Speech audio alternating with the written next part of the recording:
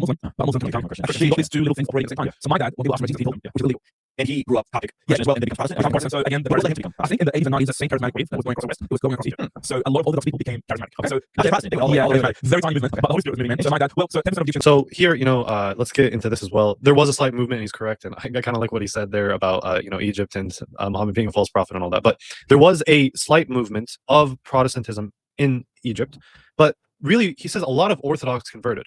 I wonder why, right? Maybe because, and it's kind of a concession as well.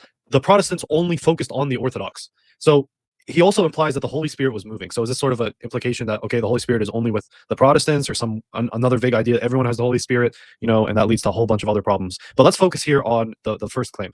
Okay, early Protestant movements in Egypt targeted Orthodox from as early as 1854, and of course I have the sources putting up in this video, and I'll post them down. But they would target Copts, not Muslims, by the way, Coptic Orthodox, with like sheep stealing, which basically meant like, okay, polemics, or causing issues between the Coptic Orthodox churches, and saying like, okay, this doesn't make sense, and trying to get people to leave, misinformation, spreading false doctrines.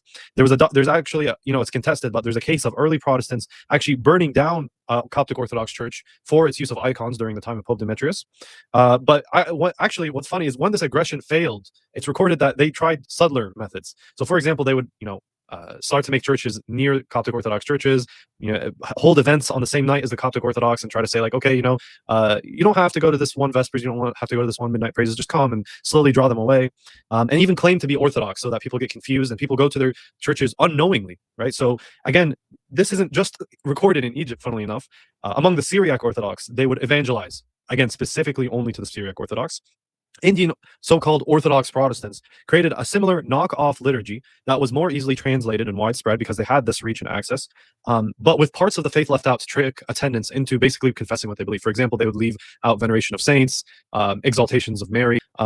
Moreover, also Ethiopian missionaries tried to so-called purify the Orthodox that would claim they were apostolic but corrupted. And Armenian missionaries, same thing, specifically targeted the Armenian Orthodox over Muslims in Ottoman Armenia. So when the Ottomans had control of a lot of Armenia, and even had the goal to create something called the Armenian Evangelical Church, describing the Armenian Orthodox as ritualistic and spiritually dead, and only, again, with the intention of converting Armenian Orthodox faithful.